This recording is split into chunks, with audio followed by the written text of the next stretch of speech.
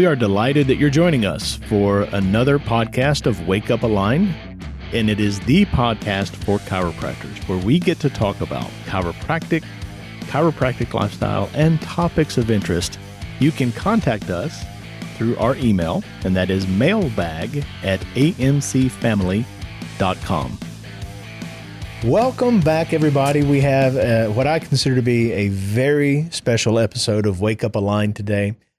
As we always say, we are here to inspire, motivate, empower chiropractors to be chiropractors and do chiropractic.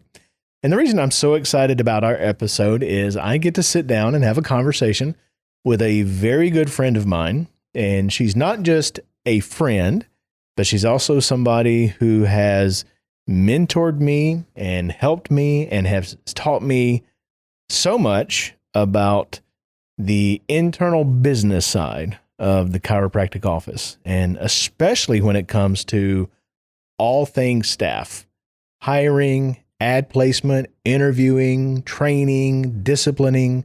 There's nothing that I know that didn't at least start with this person that I'm going to introduce.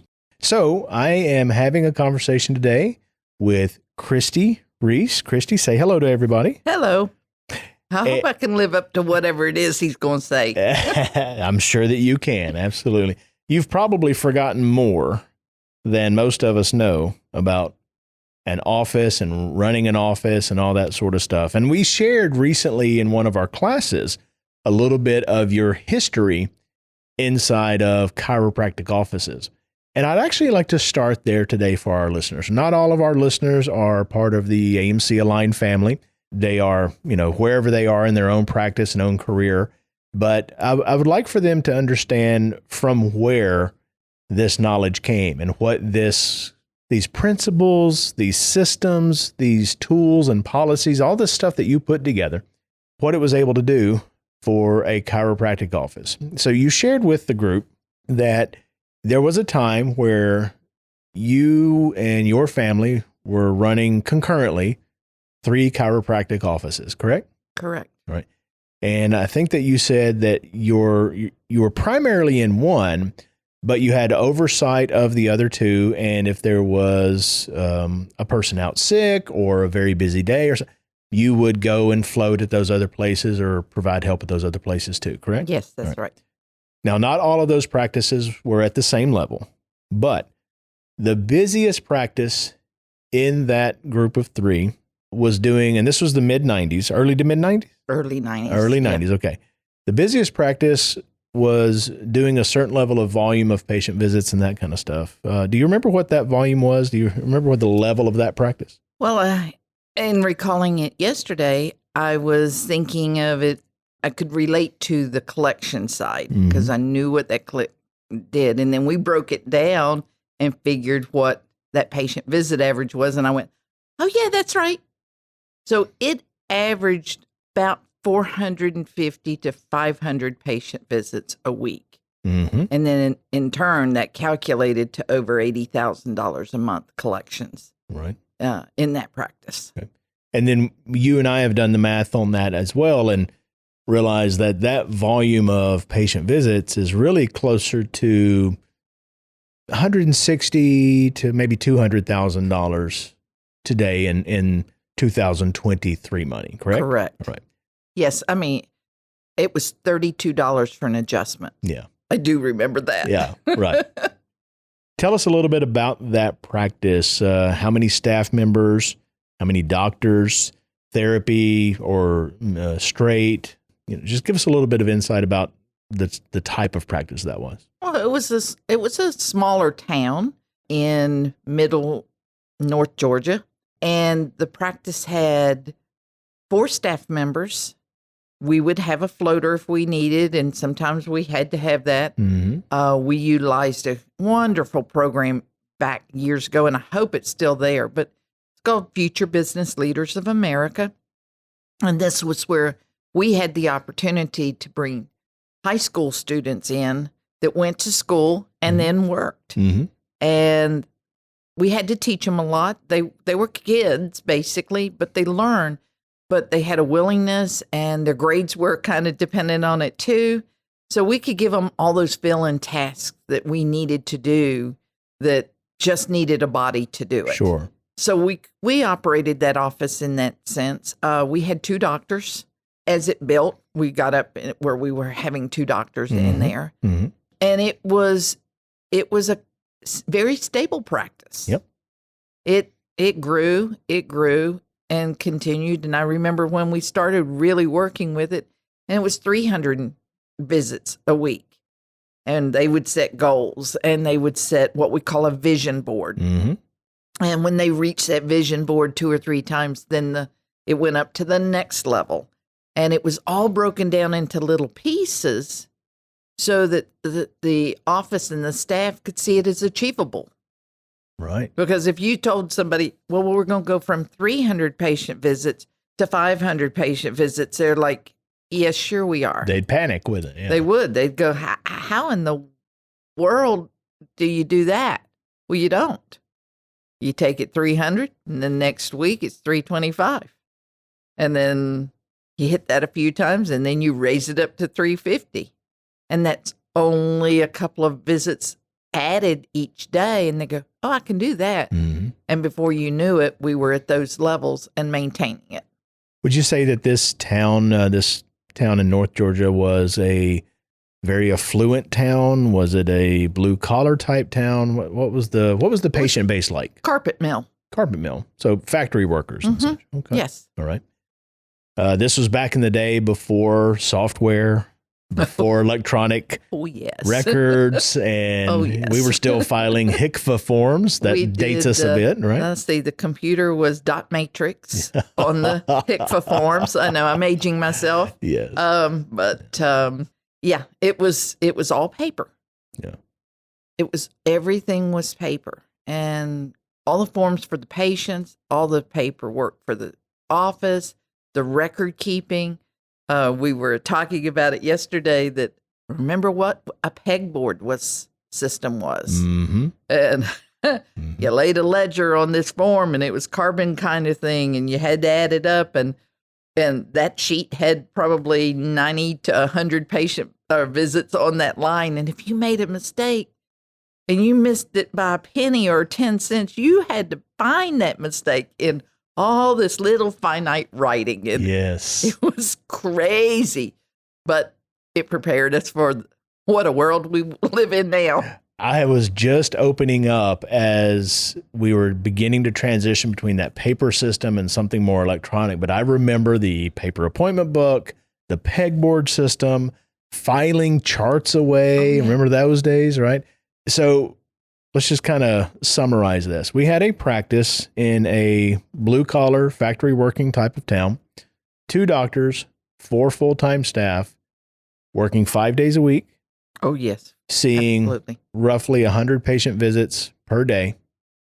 And internally, without the technological advancements and cell phones and text reminders and all the stuff that we take advantage of today, internally, would you say that clinic was chaotic and turbulent and stressful, or was that clinic very smooth and very routine? And you're nodding, but the people can't see that. Yes, it was. I mean, it was smooth. It was easy.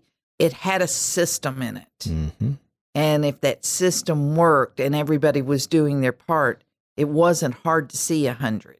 Everybody had their part. Every section of the office, every piece was important, but there wasn't a problem. It wasn't, I'm exhausted.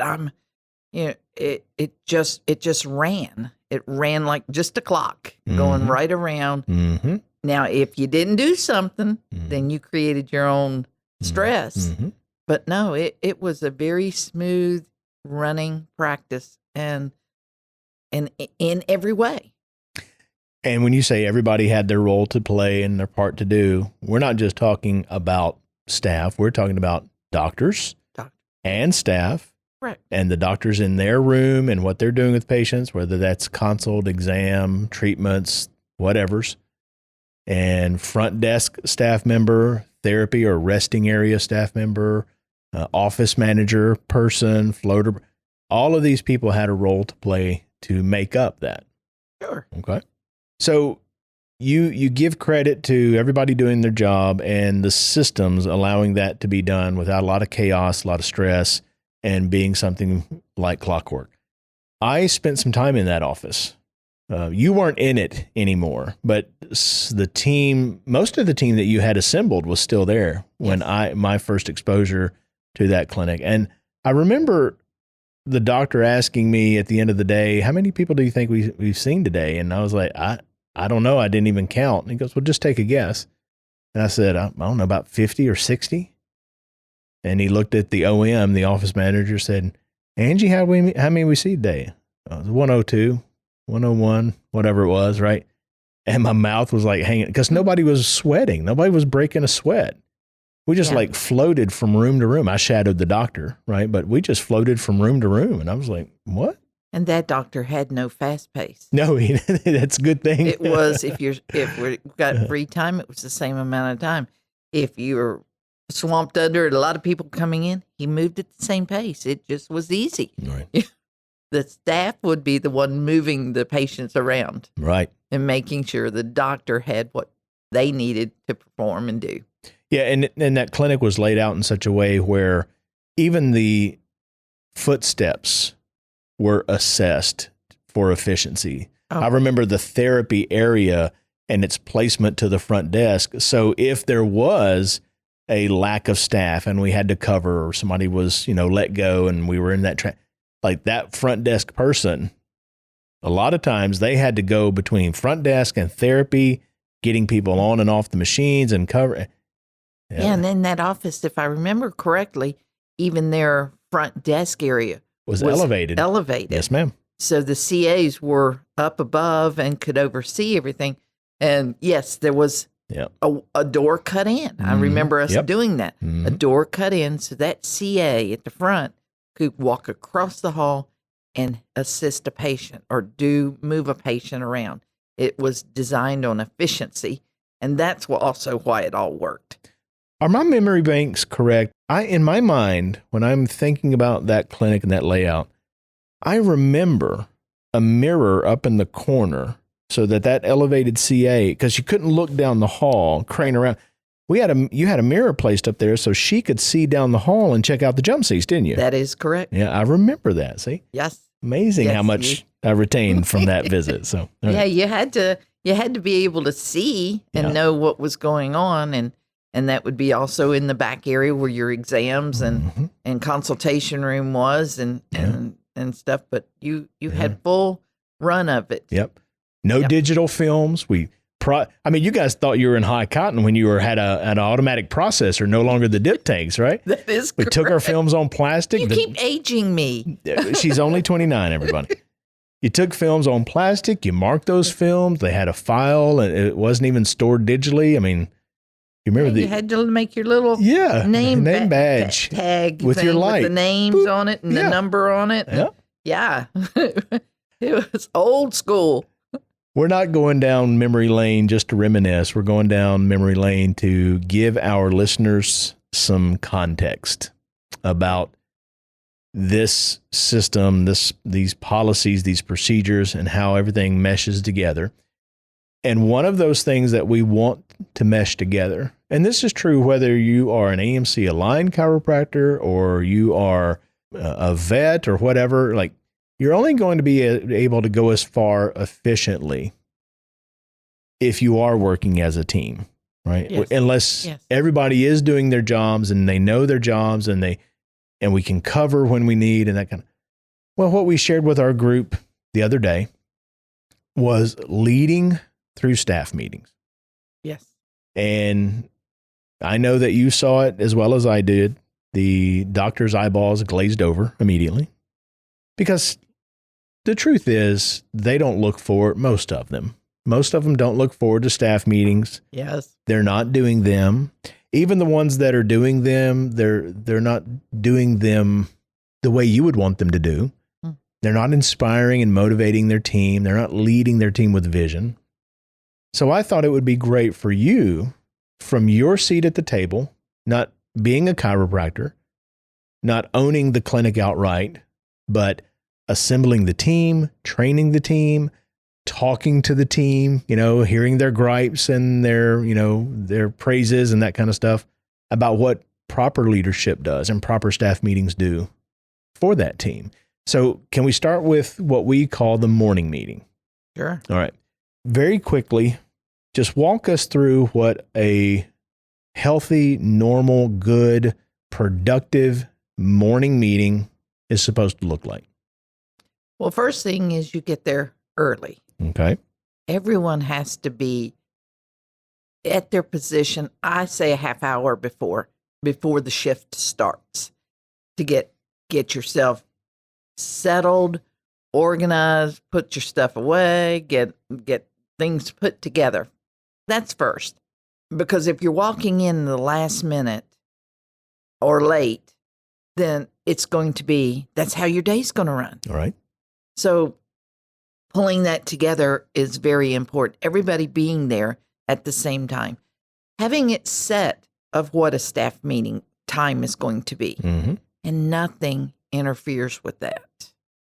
If something has to be done elsewhere, you have to find another time to do it. Mm-hmm. Then having the staff meeting, everybody participating. Mm-hmm. It's not one person. It's not always the doctor coming in and Right. leading everything. Right. It's the team. Mm-hmm. And every part of the team works together. Now, that might be the front desk CA is going to take my excitement and motivation for the day. Mm-hmm.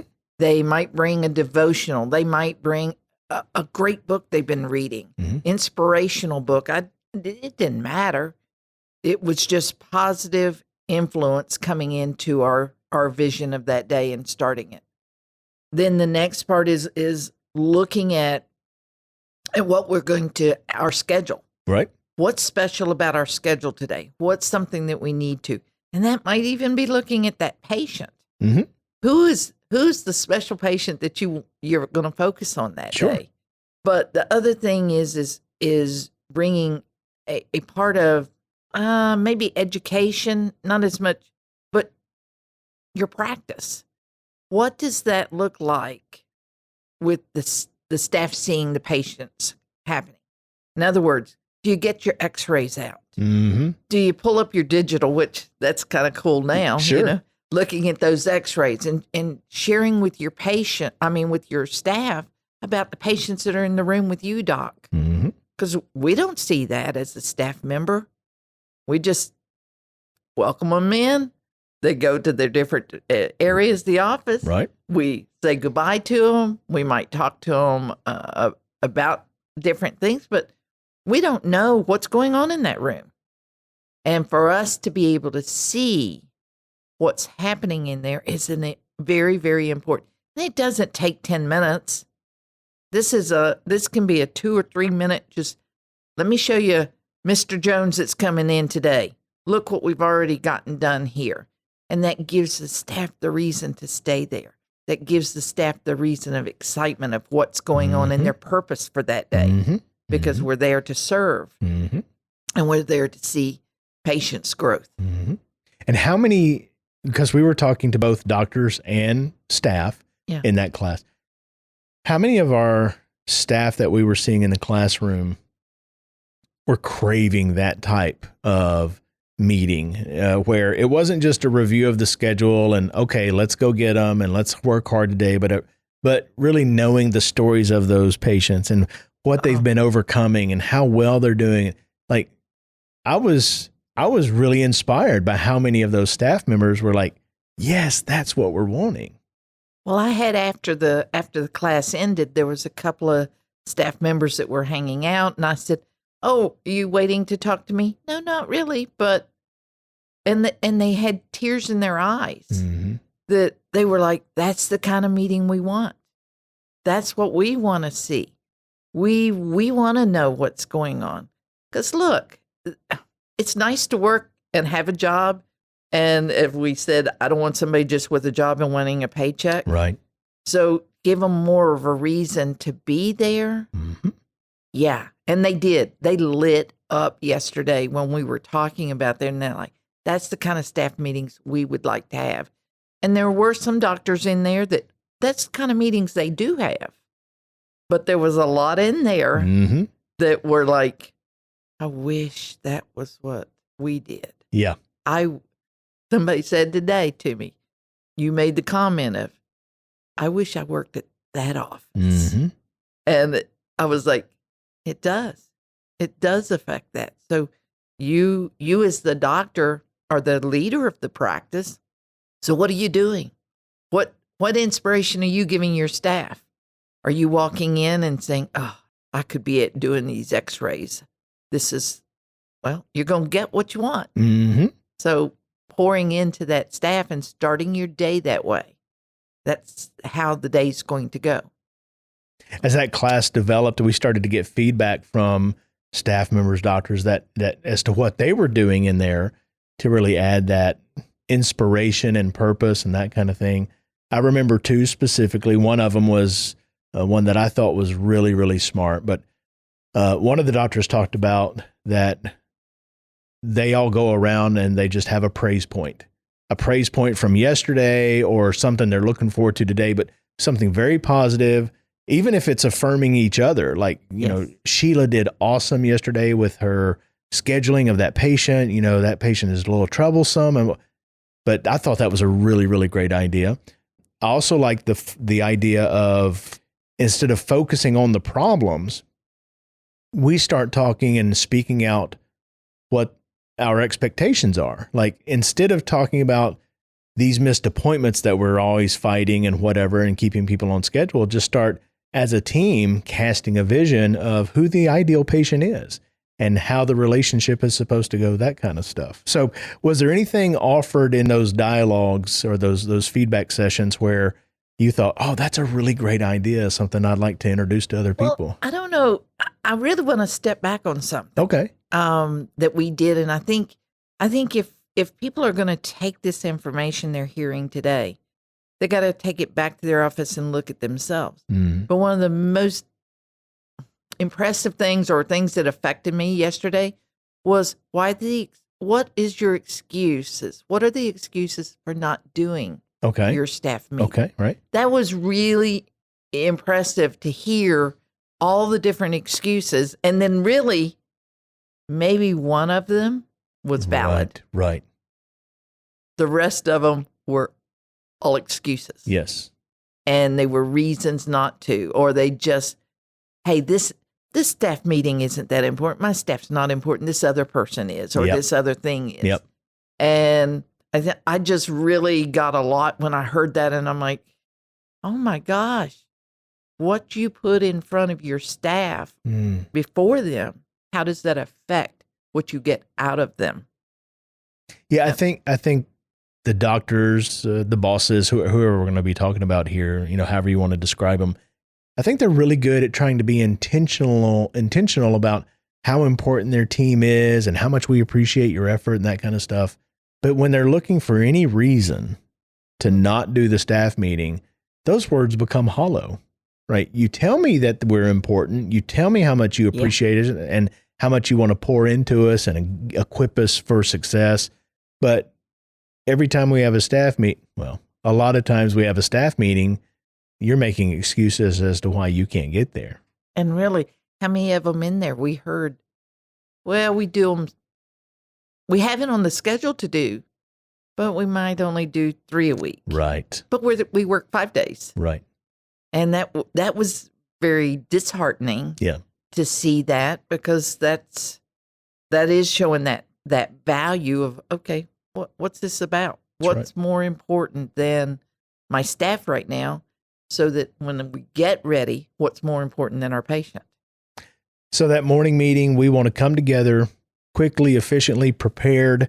Everybody has a role to play. Everybody has a share. We delegate out the responsibilities so we don't overburden. But we're not just meeting to huddle on the day and talk about the problems we expect. No. We're meeting to cast a vision. We are there to inspire, to motivate, to give purpose and mission. And most of the time, that has to come from the doctor. If we have a really good OM, an office manager, and they've been given that authority to do that, they can do it just as well. Sure. But it's got to be a special relationship with some special expectations already set in, right? Yeah. Well, I think in there, the office manager can do it on occasion. Sure, absolutely. And be that extra part or that emphasis.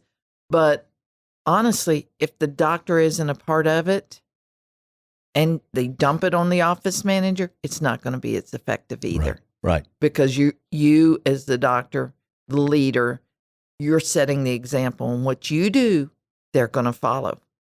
I want to talk about weekly meeting, of course, but Sure. Is there anything else off of morning meeting or anything else you heard from the class yesterday that you want to touch on before we move forward? Well, I'm going to share one of the things you put out there. And oh, boy. I've heard some good comments out of this. And Uh-oh. some staffs are going to be very happy. Some doctors aren't. I know what you're doing. I know what you're going to share. Okay. We were challenging of what do we do? And Dr. Shannon here always likes to put a penalty in it, a cost. Yes. Because if it costs you something, then it's got a value. Right. So he said, okay, the next time that we do you call off a morning staff meeting, Doc has to pay into a jar $50. That was pretty big. $50. It's got to have value. It's got to hurt. Yeah. Is that going to be, if you had $10, he'd go, Right. I'll pay $10. It's worth it just to skip it, right? Yeah. So there. Then the weekly staff meeting, how many times other things become the priority, or, hey, I'm just really tired today.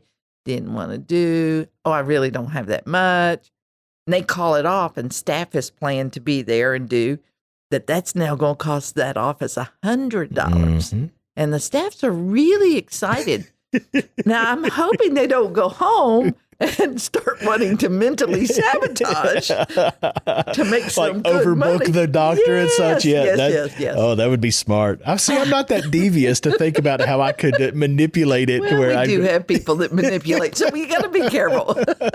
And that was a fun moment. That I've never recommended that before. That was just something that creatively happened in the class. But what I was really surprised about was how many doctors said, I need that.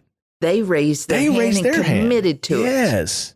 It was fascinating to see they were willing to commit to that. So the concept for you listeners is, doctor, or whoever is leading this office and leading this team, if you want to be given a pass, get out of jail free card on your morning meeting or your weekly meeting, then the staff will sign off on that, but you have to pay the penalty, you have to pay the fee, and then you can bow out with their graces. And if you don't pay the penalty, then you have the expectation. It was called genius. I'm sorry. I'll go ahead and pat you on the back. It was genius. Well, when you see genius, for your listeners, I'm patting my own self on the back right now. When you see genius, it's appropriate to call it out. So okay.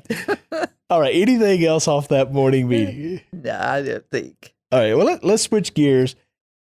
We have a recommendation of a weekly meeting. And by the way, that context that we started off with, her history, guess what they prioritized in that office? No matter how busy they were, morning meeting, absolutely, weekly meetings, right? Yes. With 100 patient visits a day, right? Yes. And it's not like you had idle time. No. And it would have been just as easy for you guys to see a couple of people early, to schedule some people at lunch because they can't be seen any other times when you've got that week, right? So Christie knows what she's talking about here. Hey, I've just realized we are going over time, Christie. We are going to have to splice this thing up. We're going to have to cut it here, and then we'll do a second part, continue the conversation on leading through staff meetings. So stay with us for that next episode that's coming next week. Follow our show. You can share it with friends, of course, and we'd love for you to contact us at mailbag@amcfamily.com. In addition, you're always invited to attend or join us at a summit. Of course, registration is required, and we would love for you to check out the loads of free content we provide to social media every single week. Until next time.